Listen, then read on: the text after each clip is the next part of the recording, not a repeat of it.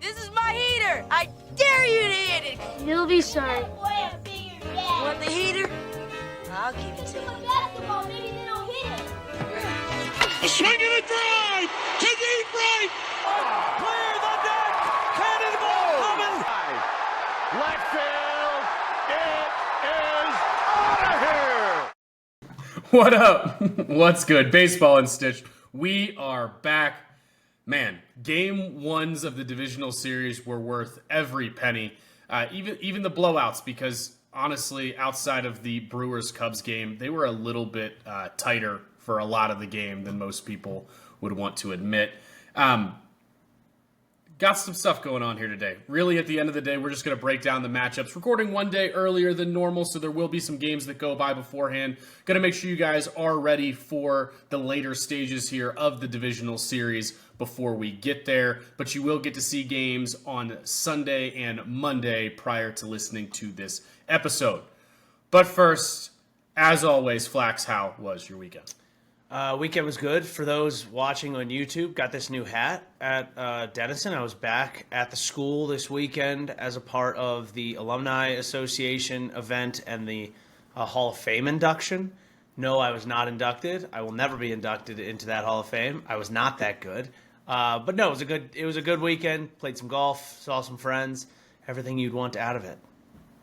Love it. I'm glad you had a good time. I'll start mine here real quick with I got in trouble last week because I didn't shout out one of my friends before I shouted out Taylor.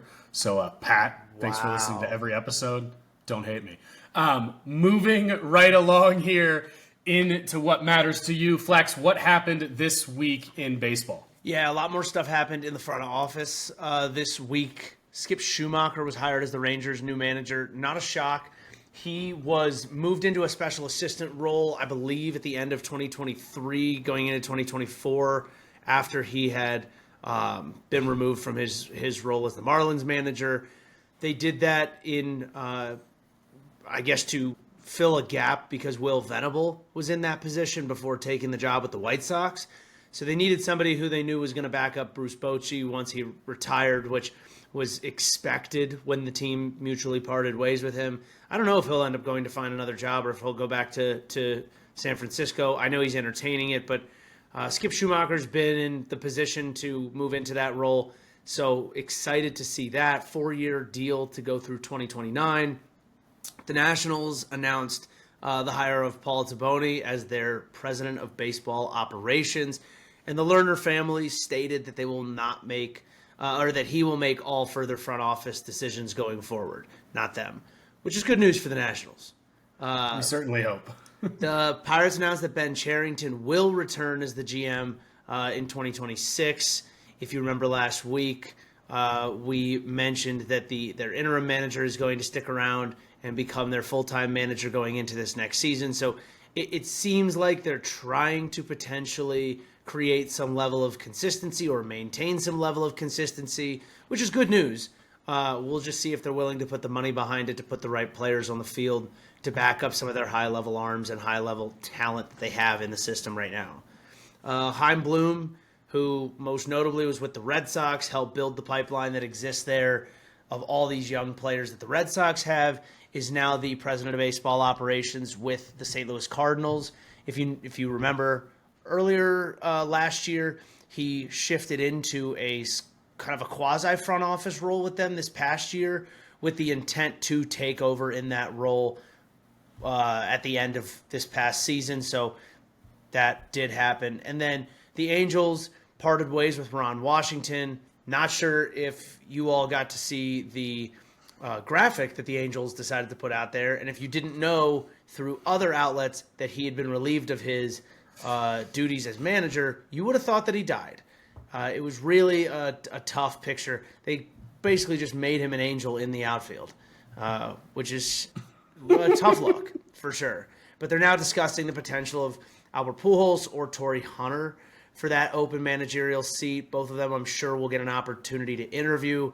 I'm sure they also won't be the only two candidates, but it was reported that Albert Pujols is high on the list with owner Art Moreno. The other flip side is I would love to see Torrey Hunter actually go be the Twins manager. Rocco Baldelli, no longer there. I just don't know that it's an enticing job for Torrey Hunter at this moment. It feels like maybe you're set up for failure until you start to see what direction that front office starts to take itself from an ownership perspective, from a building of roster construction perspective. So a lot of other folks that are out there that are being talked about as potential managerial slots, a couple bench coaches from a couple different places, but more notably Tony Vitello. If you don't know who he is, he's the head coach for University of Tennessee baseball team. This isn't college football. I don't think that the jump makes sense to go from college baseball. For those who don't know, like the last time this happened was Wes Johnson, who is now the head coach of Georgia. When he was at Arkansas and he was the pitching coach at Arkansas, I think it was the Pirates hired him directly in to be their pitching coach with no prior big league coaching experience. And it did not last very long, and he ended up moving back to the college ranks. It's a different beast. And I think it's slowly changing to where college baseball is becoming slightly more like dealing with professional baseball players because of how much some of these guys are getting paid, especially at the level that Tennessee plays at in the SEC. But I still think managing 18 to 21-year-olds is not the same as managing at a big league level. I think you're a little bit more hands-on, a little bit more control at the college level, and trying to better understand how you'd relay that into a big league seat is not something we often see. But Tony Vitello's name's being thrown around there for the Braves. I think it was also thrown around there for like the Giants. But we'll see. I don't know. I mean, Ryan, I'm curious your thoughts on a move like that, because I don't like it, but I'd definitely be interested to see the result. Yeah, so real quick, too, to give us context on it, Wes Johnson is the first ever to have made that jump directly. You are correct. He was, in fact, the pitching coach for the Minnesota Twins. Oh. It lasted from 2019 to 2022. I said Pirates. You said Pirates. Yeah, Oh, no, it I was the thought you said Twins. Twin. You know, we were talking Twins there. Yeah, and I could have actually accidentally said Twins. Either way, I think the biggest question here is pretty simple. Is this what Vitello wants? Yes, right. To me, it has nothing to do with anybody else. He's set up extremely well. Justin and I actually talked about this on the live stream last week.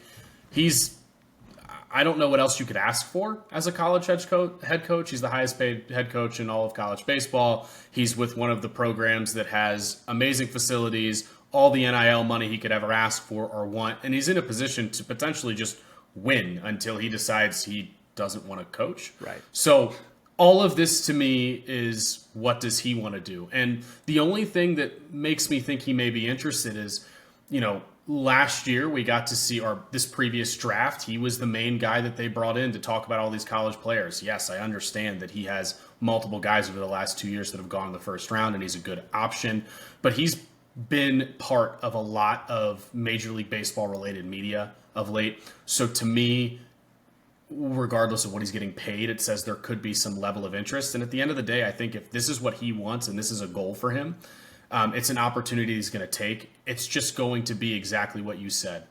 Can he kind of let the reins go a little bit? Can he be the guy who walks in and says, I need to learn how this works first before I start telling people what to do? That's really what is success for me, right? I look at this again from a business perspective of, if you or I was to be entered into somebody's front office at the current moment, the first 3 months, we shouldn't have very many opinions. I don't know how else to say that. That's right. How I look at these things. The job is to then learn how things operate before you start talking on things that you don't understand. So very interested to see what happens with that. I love that he's getting his name called a little bit here. It's just interesting. I think it's hard because, and maybe we just don't know, and maybe they did get these opportunities and said no because they enjoyed where they were at. But, you're telling me that Augie Garrido, Mike Fox, Mike Martin, very well-known, long-standing, very successful, high-level college baseball coaches, we never tried this before, and we just think oh yeah, no, that guy can do it though. I think there's just a level, and there's been a knowledge across the game that the jump and the beast that is Major League Baseball versus college baseball is. Hold on. How about every other level? Not just college baseball. Yeah, Let's be absolutely. Right. Like, I mean, we talked to Bill Mosiello, had him on the podcast and talked about it. He managed at the minor league level and has coached for a very long time at the high college baseball level. And I would say that is more akin to one another than Major League Baseball. The level of, like, there's a reason why 99% of Major League Baseball managers have always been guys that played the game at that level. There's very few that have ever been successful that didn't play the game at that level. There's a level of respect that is hard to garner if you're talking to guys about going about their daily business at a level that you never did that in. And then on top of that, I think there's a level of understanding what it takes to go through and be at that level that is really hard to have as a manager and connect with and empathize with if you've never been there and done that. I think there's guys that have been successful, but there's way more cases where that hasn't been the case. Yeah, I think the caveat here is that there's a youth invasion, is the way I'm going to put it, to the managerial position at the major league level. We talked about Skip Schumacher. He played within the last 10 years, right?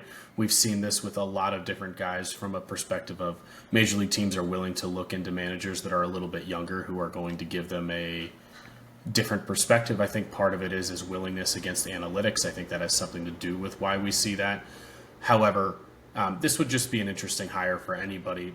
I just don't know if I hire him right into that position. I think that's the difference for me. I think if Vitello's somebody I want, it's overpaying for him to have 1 to 2 years of being part of Major League Baseball and then putting him in that position because he's young enough to do that, no problem. I will say this, the only guy we are forgetting about, and like he is just so peak outlier, is Pat Murphy.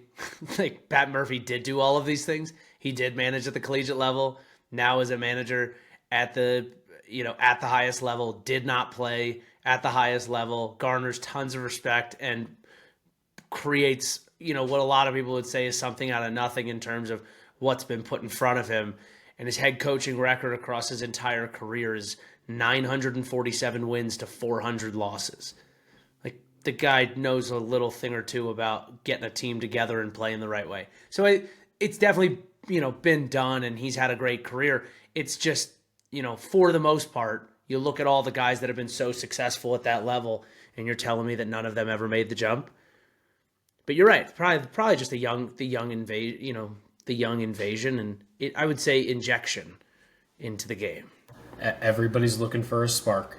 The thought process of a guy like Vitello is exciting, and I think that has a lot to do with him being in discussions. Either way, a lot of postseason baseball. The wild card series were extremely fun. 3 out of 4 going to game 3s is all we could ever ask for, especially for people like Flax and I who do not have a horse in the race this year. Yeah, it's a good time to be a baseball fan and not a fan of a good team. We will quickly run down a little bit about the matchups that you guys will have already seen prior to us being in your ears this week. However, we will try to keep our discussions more tailored towards the entirety of the series and give you our thoughts on who may or may not finish out strong. Let's start this off here with the early game on Sunday the 5th, and that would be the New York Yankees versus the Toronto Blue Jays. As all of you saw already, the Blue Jays won 10-1 on Saturday in Game 1. Kevin Gausman with an excellent start. Ali Alejandro, literally that many times, twice over the wall. Guerrero started it all off with an absolute nuke. Honestly, across the board, a lot of fun. Not a ton to talk about from an offensive perspective from the Yankees, which is something we'll get into here. But let's get this Sunday preview here. Max Fried versus Trey Savage. I think this one's going to be really fun. I'm hoping it's as fun as I think it's going to be for all of you. But we've got two guys who, one in Max Fried keeps the ball on the ground better than almost anybody in baseball. And then Trey Savage, who in his first 3 starts at the big league level has kept the ball on the ground 53.8% of the time, even though that's not his calling card. Another guy with only 3 starts at the major league level, or I should say a minimal amount of work, getting a start here in the 2025 playoffs. Flax, what do you like about this game? What do you like about these starters? Well, first of all, with the starters, I think it's crazy. We just have so many of these young guys that we're ready to just throw out. I mean, we saw Connolly early, made a start in a wild card game. Now Trey Savage, and there's some level of expectation that these guys are carrying with them to say, like, this is a start. Like, go make a start. We're not throwing Trey Savage out there to throw 2 innings and move on to the next guy. The intent is that he's hopefully going to go throw 5 to 6 innings for you and get it to a bullpen that's been getting better as the last 3-4 weeks of the season closed out. So I think the bigger thing for me is less around the starters, and when you look at this series as a whole, it's gonna come down to the bullpens. Right now, I tweeted this yesterday, like, find somebody who trusts you the way that Aaron Boone trusts Luke Weaver right now, because Luke Weaver's not been good, and I think that's been really tough for Yankees fans, because he was the guy last year at the end of it when you needed somebody to shut a game down, and he just hasn't been that successful. And even in a very low leverage spot like yesterday, or I guess I wouldn't call it low leverage, but like middle of the game, 5th inning, you got him coming in and he, walks 1, gives up 3 earned runs, gives up 2 hits, absolutely not the direction you'd want his outing to go. And then Fernando Cruz backs him up and also doesn't throw well. Now, he's been better as the season's gone on, and he's been much better than Weaver throughout the playoffs. But this team needs to make sure that they have a solid bullpen, because they're going to play tight games, because their starters are going to keep them in the ball game. They're not going to let games get out of hand. And right now, their offense, for everything that it is has some guys that are struggling to get the ball in the gap. Aaron Judge not hitting extra base hits. That's a problem. Cody Bellinger not hitting extra base hits. That's a problem. So when you start to look at how these games are going to develop, it's going to come down to whether or not the bullpen can keep you in good shape trying to finish a ball game. And then you look on the flip side with the Blue Jays, and you look at what they're bringing to the table.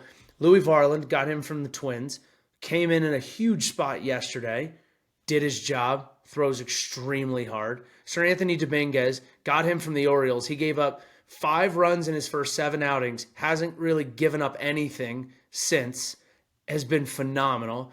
Brendan Little has been here and there, but the fact that you have a good left-handed arm that you can take against a lineup like the Yankees that can become really left-handed heavy is a huge benefit. And then you get a guy like Jeff Hoffman, an inning last night in a game that doesn't matter. Sorry, not a game that doesn't matter, but a situation that wouldn't necessarily call for a closer. And he goes out and throws a good, clean inning in a low-leverage situation. The Blue Jays showing up yesterday out of the bullpen is what made it easier for the offense to take off late in the game. The Yankees need to have the bullpen stay in a place where they can keep their offense in the ballgame later. Otherwise, the Blue Jays are going to end up running away with this division series. Yeah, I don't find you to be wrong at all here. I think across the board, the biggest piece is, yes, going to be what can the bullpens do. I also think that if the Yankees want to stay in this series, in my opinion, too, as a team on paper, who, regardless of how good the Blue Jays are, I do think that the top 5 in the Yankees lineup, especially with Bo Bichette not being available for Toronto, are just a better overall offensive group. I've mentioned multiple times that a lot of this is going to come down on Guerrero and Springer to show up every game, and then guys like Kirk, guys like Barger, guys like Varsho to show up, in the interim. And we saw a guy like Kirk do that yesterday and really put the team on his back in his own right. But who started the momentum for the Toronto Blue Jays? It was Vlad putting a ball over the fence. It was Vlad getting the crowd into the game. I think those things are extremely important. I am very interested to see how the Blue Jays structure their lineup over the next 2 games. Max Fried, Carlos Rodon. We're going to the lefties here, so I'd expect that they make a different move rather than Barger in the lineup. Right, I think there's going to be some different tweaks that we see with left-handed starters on the hill for them. I think a big piece that they're going to have to get moving, and he did have a hit and an RBI in this previous game, I believe, was Anthony Santander. Huge to see him swing the bat and put a ball in play hard. They're going to need him to be more than an 8-hitter. More than a 7-hitter. Yeah. He is a guy who they paid a lot of money for. He's a guy who hit 40-plus home runs last year. I understand health. But to compete, whether it's the Yankees or even past the Yankees potentially with some of these other lineups, he's a guy who's going to have to go. Let's flip it around to the Yankees offense here, because that was the big question. Obviously, we saw Judge unfortunately take a relatively miserable swing for him. And I say that not negatively, I say that honestly, right? He's swung on a 3-2 count, bases loaded, nobody out, at a splitter that was a ball out of the hand. He's a guy who does seem to put a lot more pressure on himself in these moments. I think him finding his own in high leverage playoff moments in general is going to be probably the linchpin for the Yankees. He has to go for them to win at the current moment, especially with guys like Bellinger not swinging the bat well, right? Especially with guys like Ben Rice, who are showing that they have the ability, but they're still young and there's levels of inconsistency. Trent Grisham has to be more consistent. Jazz Chisholm, right? The lineup didn't swing the bat insanely well in the wild card series, but they were timely. They need to swing the bat well and be timely to beat the Toronto Blue Jays in a 5-game set. There's no other way to put this. I also think that, what's fascinating, and by the time this episode comes out, we're going to actually have gotten to see how it ends up playing out. But I am fascinated by the fact that the Blue Jays are choosing to go Trey Savage and then Shane Bieber, only because the Yankees saw tons of splitters yesterday. Trey Savage is a huge splitter guy. Obviously, release point, effectiveness, style are slightly different between Gausman's splitter and Trey Savage's splitter, but the mindset and approach doesn't necessarily change much game to game for the Yankee hitters, right? You're still trying to see the ball up. You're still trying to hunt a fastball. You're still trying to get after other pitches and stay away from the splitter, or stay away from counts when the splitter can be used and leveraged. I think it's fascinating that Schneider's choosing to go back-to-back with that arsenal comparatively to going with Bieber second, knowing you now have a game in hand, and a pitcher who's a little bit more of like a fastball cutter slider movement. It's got his changeup in there, but mixes a more well-rounded arsenal. Maybe I'm crazy for thinking that that's going to be impactful today, but the Yankees need to steal one in Toronto, and against Gausman was not it. Trying to get to a young guy like Savage might be it, especially when you're seeing a very similar profile game to game, back-to-back days. So I do like where you're going with this, and the reason being is because they are both 3-pitch pitchers. They both throw the exact same 3 pitches. Their movement profiles are relatively similar. I think the biggest difference here, and hold on real quick. I think the biggest difference here is arm angle and slot that the ball comes out of. I think that gives pitch shapes some major difference here, right? Gausman throwing at a 37-degree angle. I believe Savage is somewhere up at the 63-degree level. So he's Johnny Colementor over the top, comparatively, aka chopping wood. So I think that it's the look makes him feel comfortable and confident about this. And then I think the other piece is what we've discussed prior. The advanced scouting department over there for the Toronto Blue Jays might believe that this type of arsenal against these Yankees hitters is what their kryptonite is, right? High split type guys, right? Neutralizing guys like we've talked about. Unfortunately, Ben Rice is not great against the splitter, right? How do you neutralize a guy like Ben Rice? I think right now they'd rather see a Paul Goldschmidt in the lineup who, yes, Paul Goldschmidt's going to slap singles here and there, but you might take the slap single over Ben Rice going 1 for 3 with a 3-run home run that puts the game out of reach. And on a pitch that he doesn't hit well but happens to get left over the plate and he happens to run into, because that's baseball.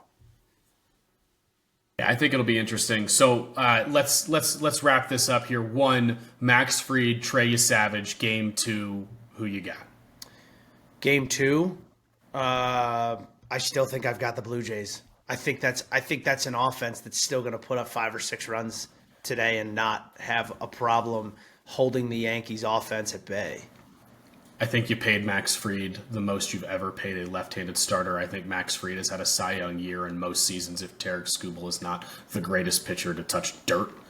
So I'm going to take the Yankees here. I took them last game. I'm going to kind of stick with my guns here.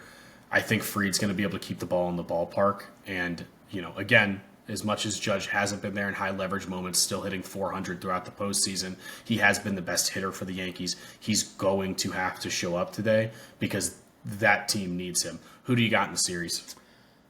I've got the Blue Jays. I think that even though the pitching on the front end, from a starter's perspective, doesn't have them in the driver's seat, I like their bullpen better than I like the Yankees bullpen. I think the Yankees bullpen has notoriety and firepower, but I think the overall success rate coming down the stretch of the Blue Jays lost the least amount of leads in baseball this year. They're a team who knows how to close out games when they have a lead.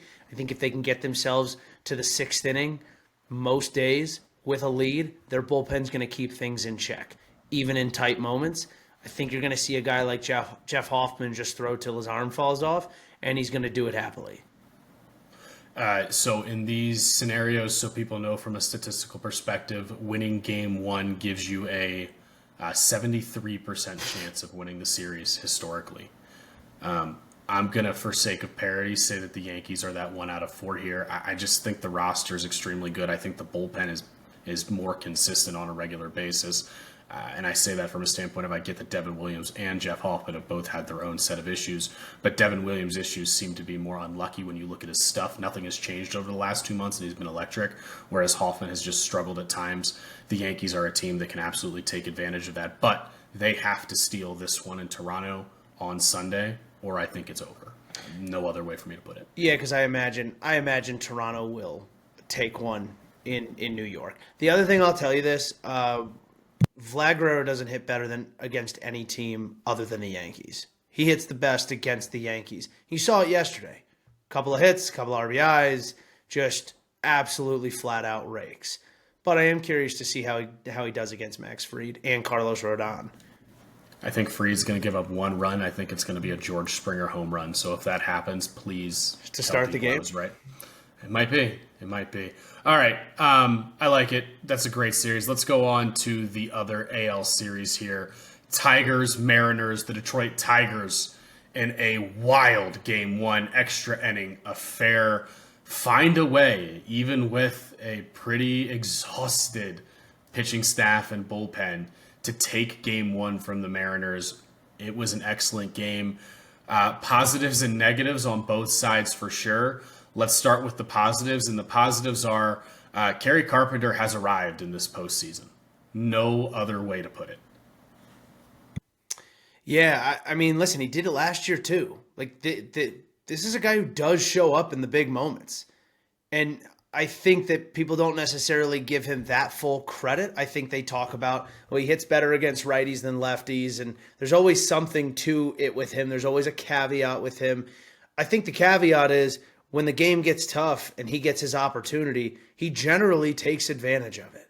And I think that the Tigers offensively broke away from where they were at over the month of September when they kind of ran the score up at the end there against the Guardians in Game 3 of the Wild Card Series. I think it finally started to break the chains and loosen up. Again, you only scored 3 runs last night, but a 2-out RBI single from Zach McKinstry, not an easy situation to do that in on the road in a ballpark that's already tough to hit in. The likelihood is the Tigers are just trying to get themselves back home to try and win a couple in Detroit, and they've now already stolen one. If you look at the season series, the Tigers were 2-4 in the 6 games that they played against the Mariners. Got swept at home, took 2 of 3 in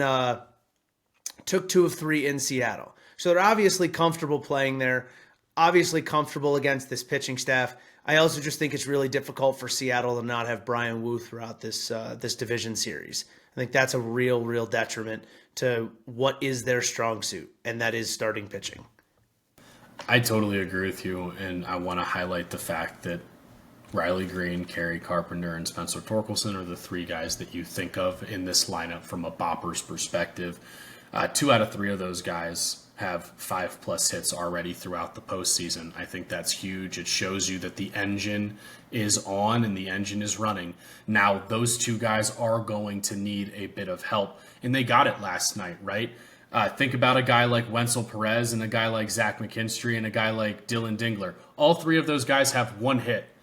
They're three of the most important hits so far in this entire postseason. Dingler goes yard to give them a lead. McKinstry brings in the game-winning run.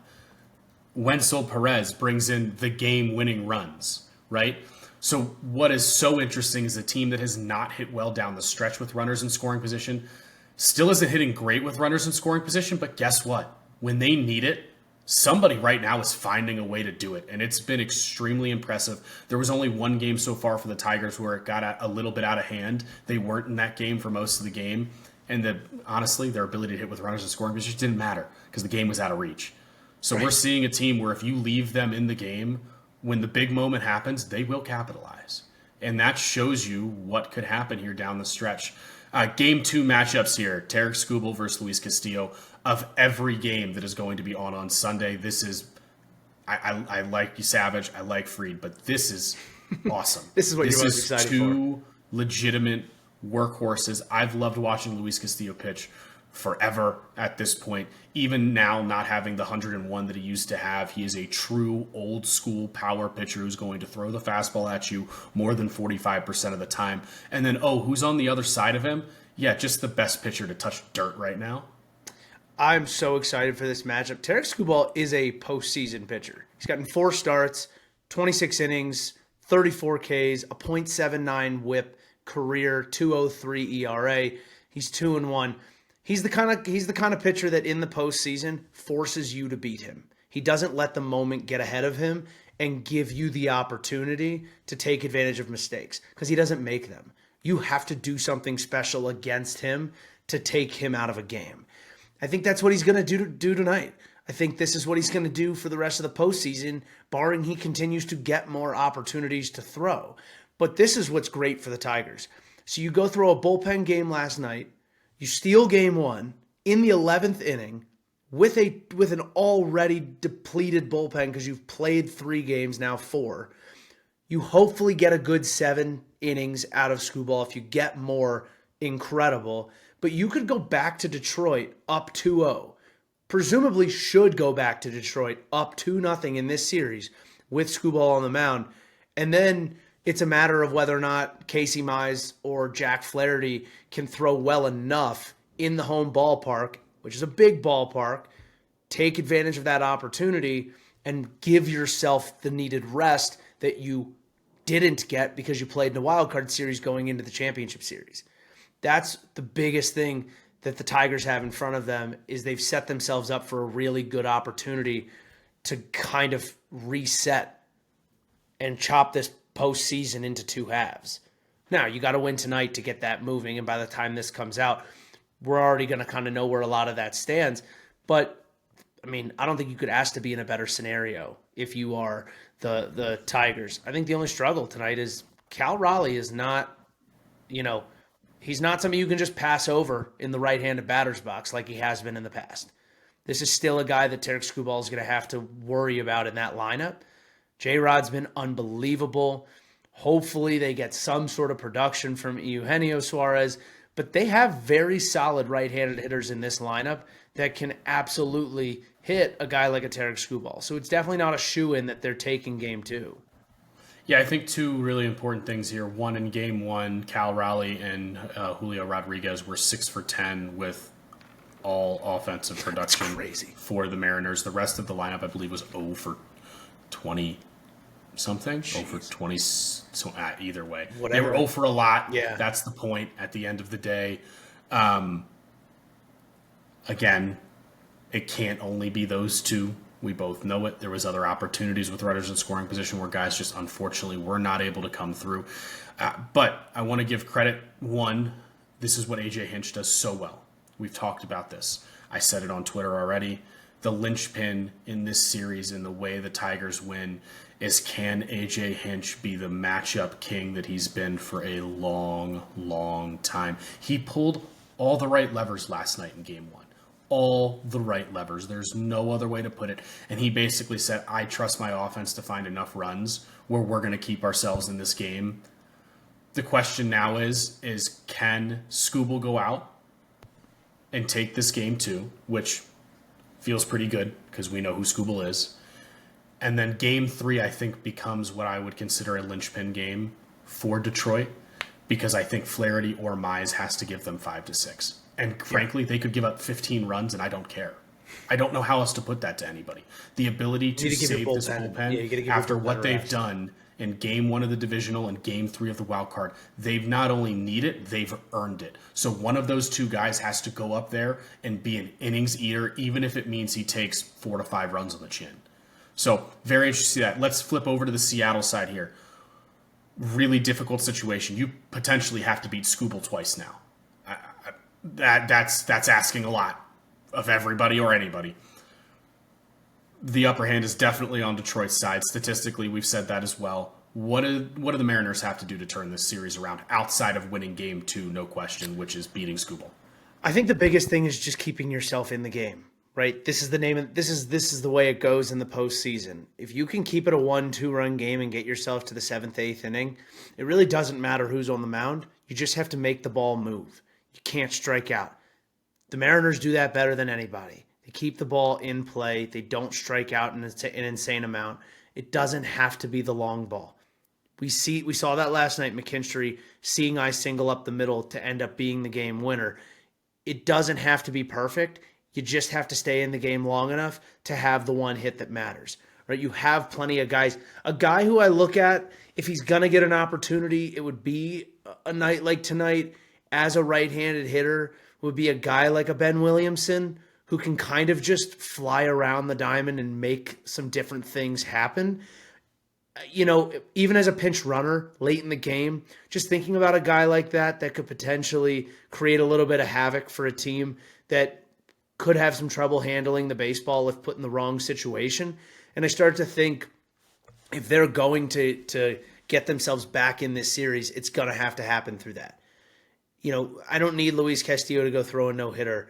I just need him to go give, 6.5 to 7 innings of 1 or 2 run ball. Because the expectation is your offense can scrap and claw for 1, maybe 2. And if they can't, then the question was never about pitching. Pitching did its job. But, you got to make the ball move, especially against Skubal. We even saw it down the stretch of the season. If you make him get off the mound, you make him move a little bit, you can get him uncomfortable. It's not impossible. You just have to be willing to find a way to get the ball in play. Not easy to do against 101 from the left side with kind of a weird, herky-jerky motion. But if you can find a way to do it, that's your linchpin. I'll give you my guy here, and I think this is pulling it out of a hat because he really doesn't have the statistical numbers to back this statement 100%. But I'm gonna give you your guy tonight against Skubal, who probably needs to find a way to do something, and that's Victor Robles. Victor Robles has hit very well against the fastball against lefties. Again, small sample size, but him finding a way on base does exactly what you said with Williamson, which is he's another guy who is going to make you think on the base paths. He's going to make Skubal look over to that side of the field on a regular basis. I'm going to go with him. I also think Eugenio Suarez needs to probably find a way to get a ball over the wall. Got to do it. That's what he does best. They're going to need to see that.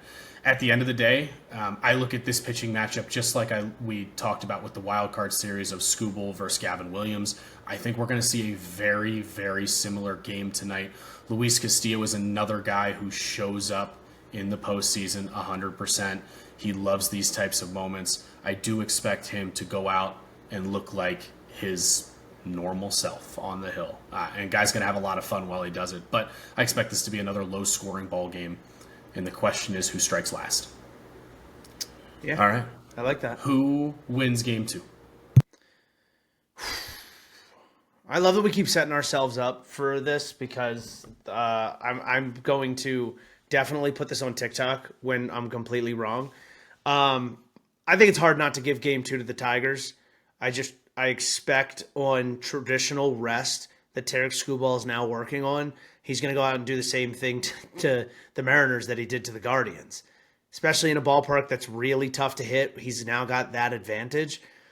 I'd be shocked if Skubal didn't get an opportunity tonight to kind of be the guy that just powers them over the line.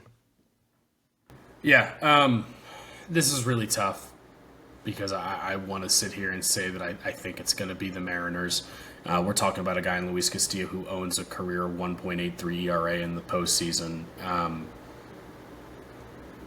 I'm going to say that neither Castillo or Skubal get a decision, but I do think Detroit probably strikes last, unfortunately, for what I want in my heart and what I know to probably be real.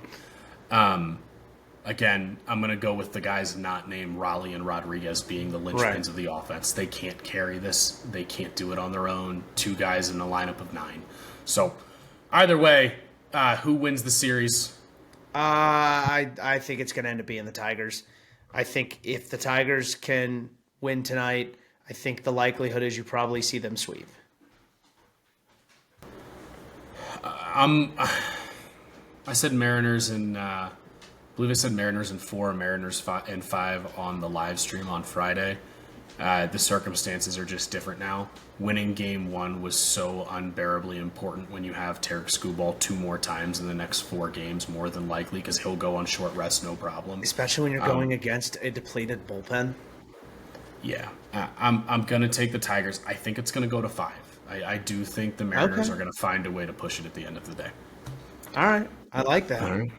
Let's get on to the next one here, and this is obviously, as you've known, my favorite series that we have going on. How can you not love Ali Frazier type moments? Yeah. And these are the 2, in my opinion, on paper, best probably rosters in all of baseball, and I'm not afraid to say that in the slightest. And that's going to be Dodgers-Phillies. Next game, Monday the 6th at 6:08 p.m. in Philadelphia. Blake Snell versus Jesus Luzardo. We saw game 1. Phillies took an early lead. They looked to be in relative command of the game. And the Dodgers did what the Dodgers do. They slugged at the right moment. And Teoscar Hernandez, some questionable defense early, but he hits a bomb, so no one cares. Just such an interesting game 1. Yeah. Both teams throwing a lot at each other. My one knock of the game has nothing to do with the play on the field. It's just me questioning why you bring your closer out down 2 runs and do the closer intro. That was weird from Philly. There was no reason to do Duran's full closer intro while you're down 2 runs. It turns out it doesn't hit the same way, so let's not do that again. Yeah, that's a weird thing to do. I don't know. Would it have been weirder if they didn't do anything? I don't know. But I will say this. I think something the Phillies have called out all season long that they know has been a problem, they just didn't correct. And it bit them at the wrong time, right? Matt Strahm was on the mound, just open glove to the guy on second base, just letting Teoscar know what was coming. And we talked about this. From a sequencing perspective, from a pitch usage perspective, what did we see in the wild card series that let guys be super effective? They went against the grain of what they've done all season long, and they kind of pulled some new tricks out of their sleeve. What did the Phillies not do with Matt Strahm? They didn't go away from what has worked for him all year long. And obviously you want to sit there and say if it ain't broke, don't fix it. But when a team comes in heavily scouting you, knowing that they're going to see these guys 2 or 3 times in a 7-day span, you got to change up what you do a little bit. Matt Strahm is very much a fastball at the top of the zone, let it ride type of guy. Throwing that to guys that are really good fastball hitters with really flat swings through the zone make it really hard to consistently get by them. They start to figure out a way to just be more on top of the ball. And when they do that, they find a way to hit the ball a little bit harder. They're not popping it up as much. They're not swinging through it as much. That's a problem. So take it and say, we're going to reverse what we do, and we're going to throw that fastball at the bottom of the zone because it's going to shift his eyes from where he thinks it's going, and he's going to be a little late on it. I'm going to get some bad swings. But also the likelihood that his miss down there or his lucky contact down there is going to be a ball in the gap or a ball over the wall way, way, way lower. The chances are it's going to be a seeing eye single, and it's really difficult for teams to string a bunch of those together. So I look at the way that the Phillies have chosen to handle this thus far, and I'd like to think they're going to make some adjustments because that's what good teams do. But this is really hurting my guess from 2 months ago when I said that I thought the Phillies were the team that was going to represent the NL in the World Series. Now, I know we're only 1 game in, but facing a Dodgers team that offensively looks like what we expected the Dodgers to be all season long and never were, right? Nobody can get a hit off Christopher Sanchez in the first 2 innings, and then Freddie Freeman just gets up there and just outside of Freddie Freeman gets up there and just nice, easy knock left on left. Like, Freddie Freeman's getting hits. Mookie Betts is batting like 400, 420 in the postseason right now. Ohtani is Ohtani. What a shock. It's a team that you're going to have to work really hard against. And now you go into game 2, having already lost game 1. Blake Snell's on the mound, and 3 of your better hitters right now in Brandon Marsh, Kyle Schwarber, Bryce Harper, all left-handed hitters against a really tough lefty on the mound. You're not setting your lineup up for success to try and go win game 2. Someone's going to have to do something special. Yeah, I completely agree. Look, in game 1, we also saw the big names for Philly, unfortunately, not show up when it comes to the hit column, when it comes to the power column, wherever you want to put it at the end of the day. I am really excited to see what happens here this game, too. Couple notes, too. Again, we talk about sequencing. We talked about 3 straight sinkers to Kerry Carpenter from a right-handed pitcher that all ride back over the zone. One of the things that Teoscar Hernandez said at the end of the game is, now he's not going to sit there and tell you that he got the sign relayed to him. Fine. We know via video that he got the sign relayed to him.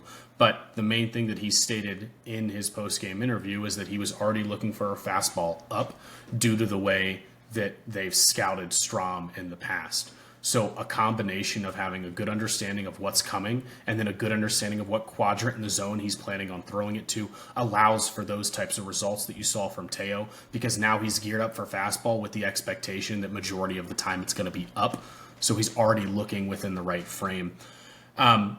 Hitting's very psychological, right? Like it's very much, I know that you throw me sliders away. My thought is to take your slider away and hit it into the opposite field gap. If that's the case, then my entire mindset and my focus of my eyes and my understanding of the zone and my expectation of the ball out of the hand is that I'm going to see it in that spot. If you can make a hitter think as a pitcher, I wonder which one of those types of quadrants he's going to throw this in. This is what Cam Schlittler did extremely well with 2 different fastball shapes that go both ways, are very much the same speed.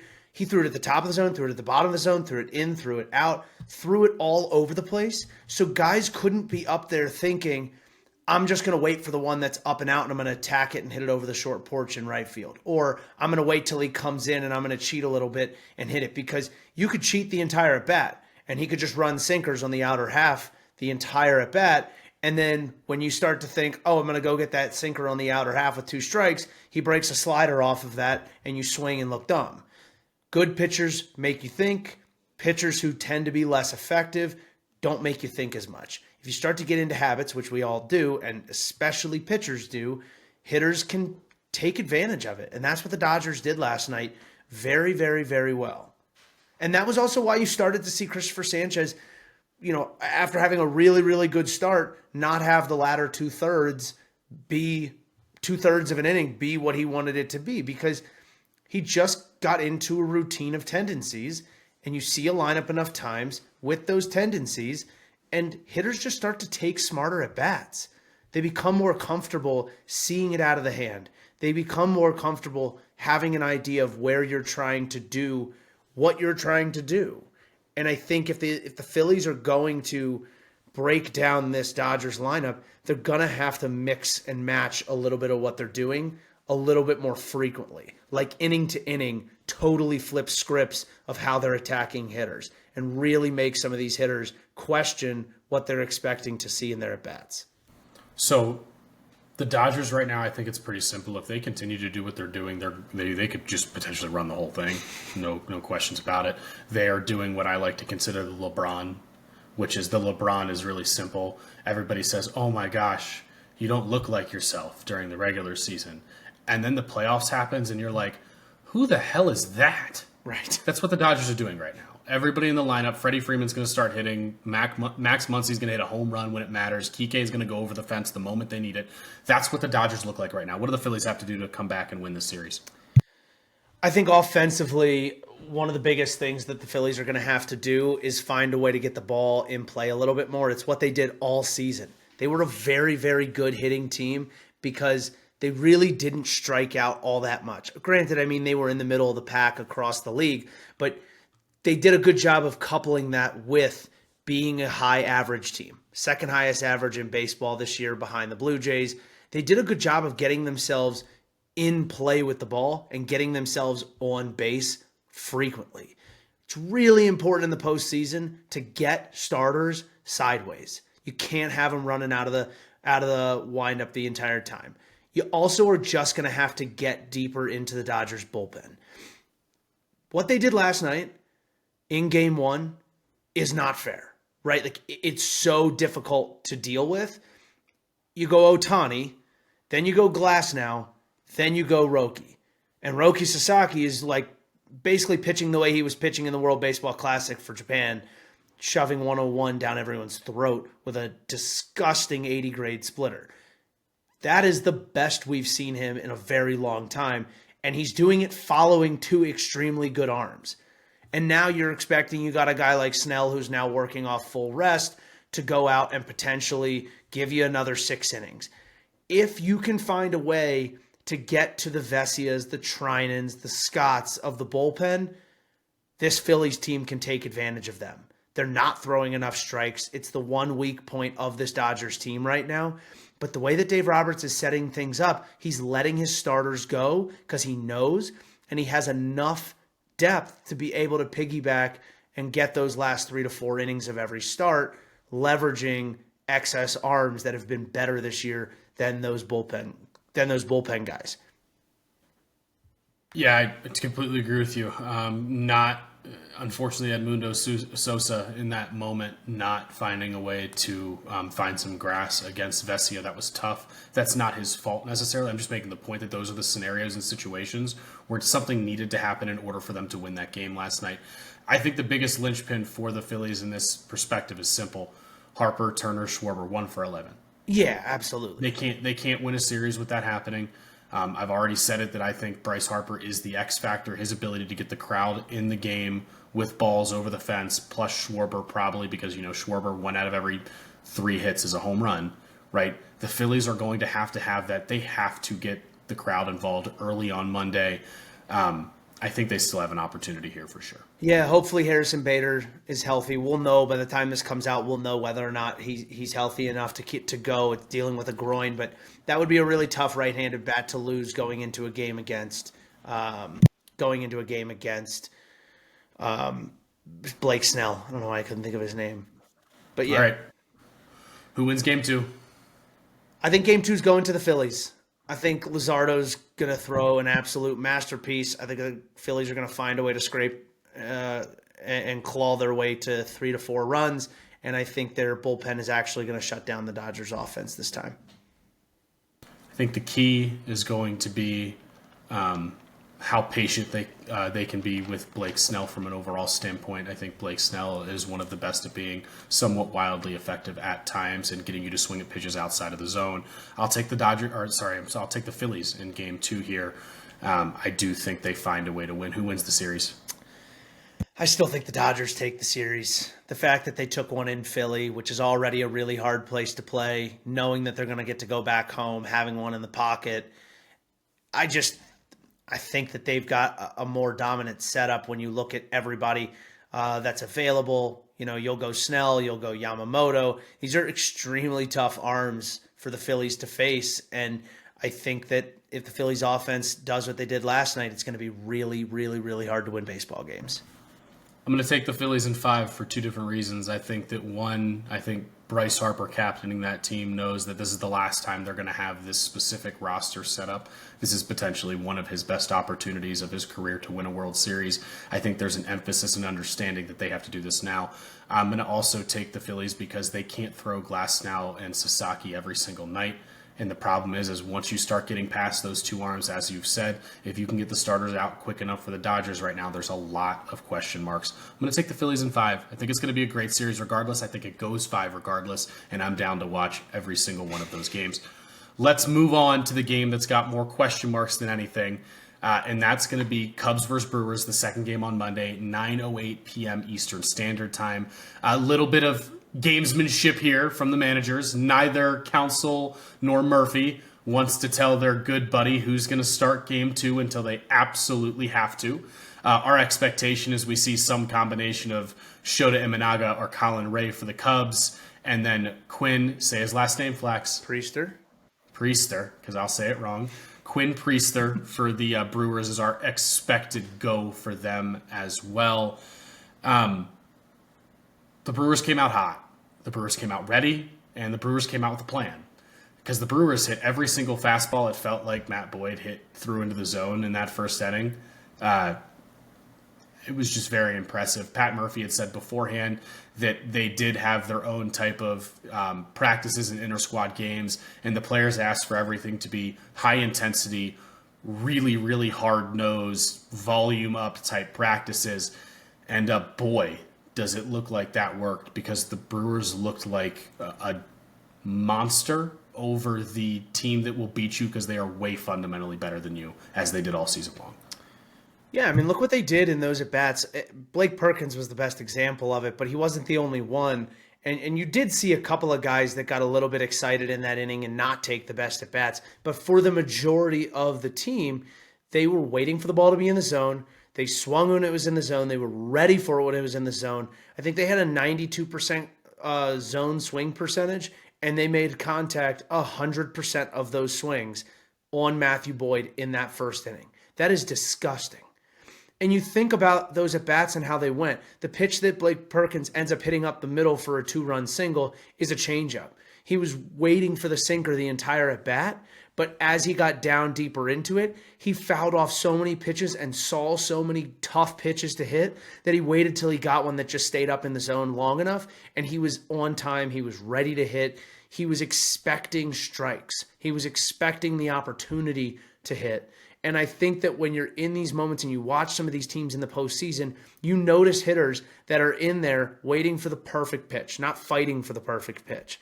And I think that's the biggest difference between teams who win and teams who lose, is teams who fight for the right pitch get the ball in play, and they get the ball in play hard. And then on the flip side of that, Freddie Peralta doing what an ace does, right? Gives up a bomb first at bat of the game to Michael Busch. But after the game, he says, yeah, I've done that before, and I've also followed that up by throwing a really, really good start. As soon as he hit it, I already knew I could do it. He's like, I knew I could throw really well and still shut them down. And then obviously having a 9-1 lead once you get out there for the third inning is also a nice way to have some confidence to be aggressive in the zone and let it be what it may be. But all those things aside, the fact that he was set up to be mentally in a position to know I can still be successful even when somebody else does something at their best level around me, that's the culture that Pat Murphy creates. That's the mentality and the standard and expectation that he creates for his guys. Every one of them gets in the box knowing they have the ability to impact the game. Every pitcher gets on the mound knowing they have the ability to impact the game in the best way possible. They are okay giving up solo home runs to the Cubs, but they also keep the Cubs off bases because they throw strikes, they don't walk them, and when the ball gets put in play, they make plays. They don't give up free bases that turn solo home runs into 2-run and 3-run shots that get teams back into games or give teams early leads. Absolutely. I think the biggest question now for the Brewers is one that we don't want to be talking about, which is the fact that we're not sure what Jackson Churrio's status is for the rest of the series. He's obviously re-aggravated a hamstring that has already been a problem for him here in 2025. The flip side is everything you just said makes me kind of believe that it might not be a big deal, because the way that Pat Murphy operates that clubhouse and dugout, guys like Isaac Collins, they were ready for this moment to be theirs anyways at some point in time. So now it's just coming sooner, and I don't think a guy like that is unhappy about it at the end of the day. So I'm very interested to see how this continues. My biggest notes for the Brewers and what will help them win this series handily is Willem Contreras hitting the way he has hit so far. 2 hits yesterday. He had immediate impact there in the first inning with that double into the gap that scored runs early. Again, this is a guy who was an MVP vote getter 2 years in a row. This is a guy who was arguably the best bat on the roster during those 2 seasons for this group.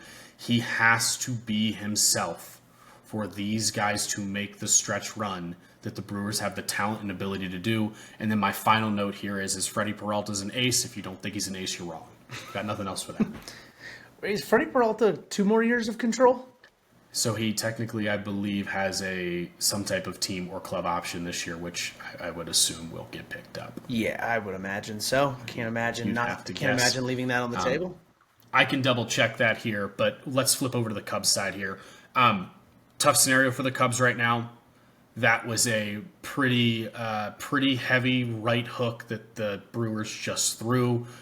For what it's worth, take it on the chin, move on. I do think the Cubs have the bats to elongate and potentially win this series. I think it goes back to everything I keep talking about and I have talked about with this. The left-handed bats have to hit these righties. Michael Busch came out yesterday, Homer's first AB. I'm thinking that here it is. This is exactly what the Cubs had to have, and nobody else is there to really support that effort. I think it has to happen on Monday against Priester, and we do know that they'll probably throw one more righty from a starting perspective. Kyle Tucker, PCA, Michael Busch, Ian Happ, who I know is a switch hitter, I understand, but is going to be hitting from the left side, obviously, against the right-handed starters. Those guys, they have to show up. Yeah, I mean, listen, you want to talk about guys that can have an impact but are having it kind of in a little bit of a backwards way. Guys like Seiya Suzuki, when he does run into one, great, but when he doesn't, he's a non-factor at bat. He struck out 7 times in 15 at-bats so far. He's got 2 bombs, but you're now talking about more than half the at-bats either ended up with a ball over the wall or the ball in the catcher's mitt. That's not beneficial to your team when we're trying to get the ball in play and force things to happen. PCA has got to get on base more. He cannot strike out 7 times in 14 at-bats. He has to take better at-bats and get himself on base. The only way you're going to get to a team like the Brewers is to create things going on the field. This is what PCA did at the beginning of the year that led this team to be as good as they were. This is why Seiya was so good at scoring guys early in the season, because PCA got on base, PCA would wreak havoc. It forced better pitches in the zone to a guy like Seiya. Seiya took advantage of it, and Pete would score on all of Seiya's hits. It's got to start working like that again.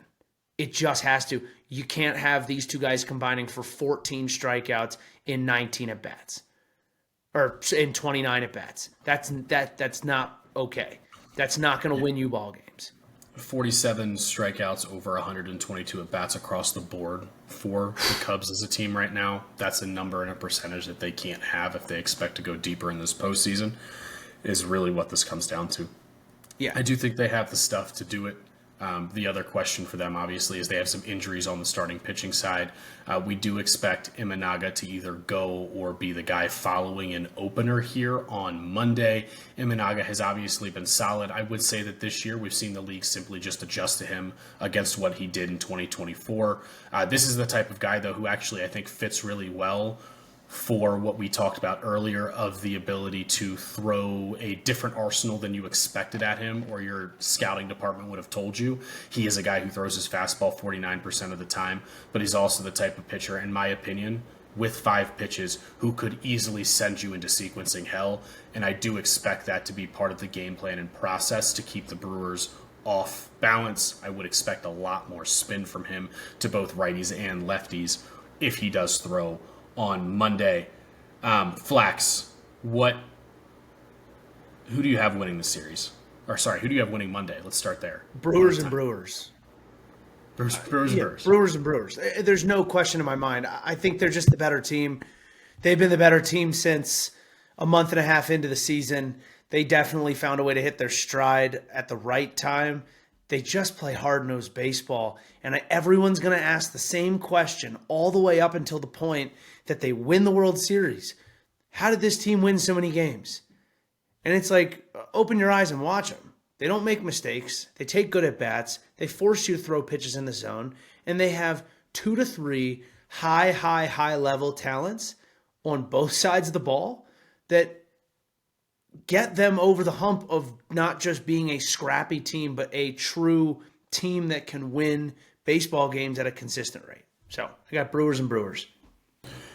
I definitely think that, though I believe the Brewers are the better all-around team, when you look at it on paper, the names pop out a little bit more on that offensive side for Chicago at the end of the day, because we know who they are, and frankly, most of the league knows who they are. I also believe the Brewers will win on Monday. I also believe the Brewers will win the series. I am hopeful that by the end of this postseason, if nothing else, a lot of people start to recognize the names on this Brewers roster. I want to remind everybody that the biggest name that most of you may have known was Rhys Hoskins, and they didn't even put him on the roster just due to the season being so up and down and the matchups that they wanted to play for the divisional series. He's a guy that I do expect to be on the roster sometime down the line, depending on who the matchups are, if they can get through this series. But Pat Murphy is putting on a clinic right now in a day and age where defense seems to be the one thing that front offices, analytics departments, scouting departments don't care about. And Pat Murphy has shown that fundamental baseball still reigns supreme over just about everything else you can do. So Brewers as well. This could become a sweep. I'm going to take Brewers in 4. I'm sure the Cubs will find a way to steal 1 and try to keep it alive here. Probably happens when we get back to Wrigley. Yep, I would agree. Absolutely. Well, a lot of baseball. We're going to see what happens, because we just talked on some things that are going to happen while we're waiting to post this. So hopefully we don't sound like a bunch of jagaloons. But we'll certainly find out. We have before, and we will in the future. Welcome to baseball. That's what I'm saying. Flax, final thoughts for today. Final thoughts. If you're going to a game, please stop booing when guys get hit or pitchers pick over to first base. It is unintelligent, and it is not a worthwhile venture. That's all I got. I'm going to double back around to what I said earlier. George Springer is going to homer tonight for the Toronto Blue Jays. That's already been placed. I'm in on it with you. Are you really? Yeah. That's awesome. It's inevitable, so make fun of me when it doesn't happen. Past that, as always, make sure you guys like, follow, and subscribe. We appreciate so much your support on a regular basis. More interviews in the pipeline coming up. A lot of focus on postseason baseball right now. If you did not get a chance to listen to our most recent interview with former All-Star closer Brad Lidge, make sure you take a moment to listen to that interview. It was absolutely excellent to have him on the pod. But as always, enjoy postseason baseball. Have a great week.